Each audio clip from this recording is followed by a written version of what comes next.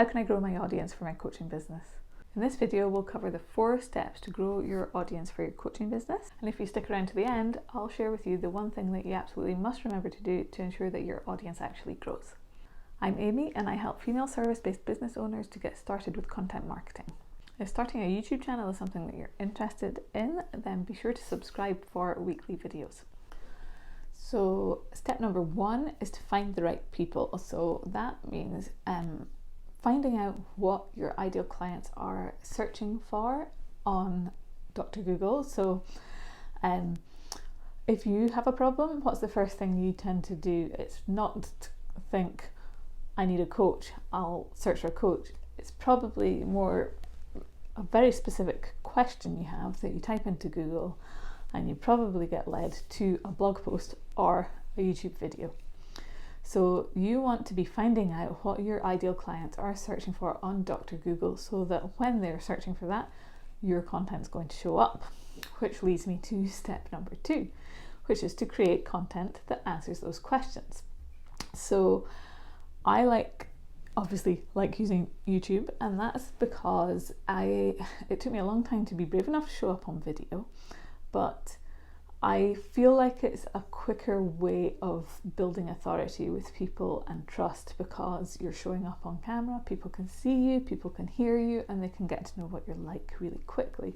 And the other benefit is that YouTube is owned by Google, so it's going to help you show up on search rankings on Google and YouTube. So it's kind of covering a lot of bases. So that's why I decided that my content method was going to be creating YouTube videos.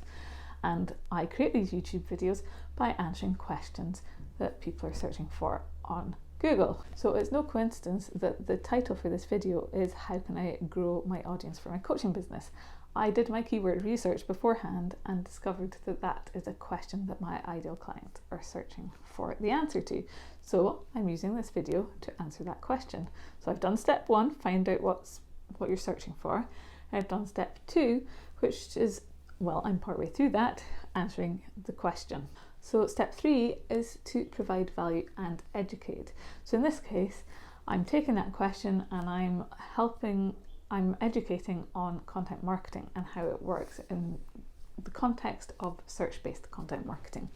So I'm looking at what your question was, I'm answering it, I'm giving an example of how that works, and hopefully you're finding this valuable and seeing how it can work for your business. You can also do this, provide value by demonstrating your expertise in different areas and sharing tips. And obviously, as you build up a content bank, you're answering different questions. You can also handle objections that potential clients might have about working with you.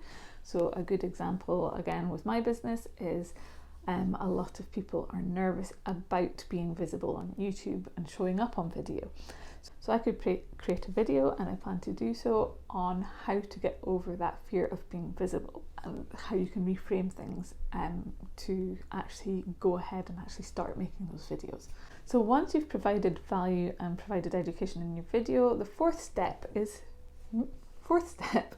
to be consistent, and consistency is what will help you to build trust.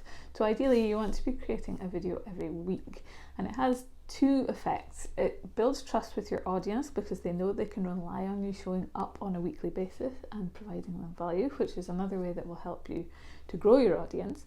But the other thing it does is, particularly with YouTube, you get rewarded for showing up consistently, and you're more likely to be shown higher up in the search results, which obviously has a greater effect in you bringing more people in. So it's like a cycle. Once you start showing up consistently, showing up in search, you bring more people into your audience, and it will start to grow that way, and you start to build trust with more people. And I promised a bonus, which was the one thing to remember to do to ensure that your audience actually grows, and that's to remember a call to action at the end of all your videos or whatever content it is you're creating. It doesn't have to be videos, it can be a podcast or a blog, but I prefer podcasts and videos because they are a quicker way to gaining people's trust.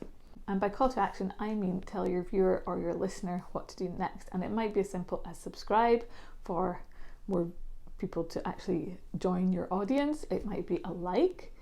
So feel free to like this video, for example. or it might be something bigger like to sign up for a freebie to join your email list. But think about what you want them to do at the end of that video and ask them to do it. Otherwise, they probably won't. If you don't ask, you don't get. So I already gave one example of a call to action when I asked you to like this video, but another example is I'm just going to say that I have linked to other videos that will help you on this topic in the description to this video. So be sure to check those links out. And remember to subscribe for weekly tips on content creation for your service-based business.